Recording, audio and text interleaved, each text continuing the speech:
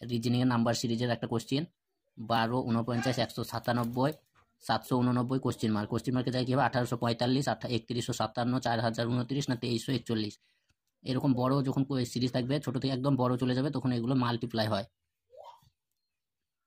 12 × 4 করলে হবে 48, 48-এর সঙ্গে 1 যোগ করলে হবে 49, তাহলে 49-এর সঙ্গে 4 যোগ করলে হবে 196, 196-এর সঙ্গে 1 যোগ করলে হবে 197, তাহলে 197 × 4 করলে হবে 788, তার সঙ্গে 1 যোগ করলে হবে 789, তাহলে 789 সঙ্গে 4 গুণ করলে হবে 3156, তার সঙ্গে 1 যোগ করলে হবে 3157, 3157 অপশন বি কারেক্ট অ্যান্সার।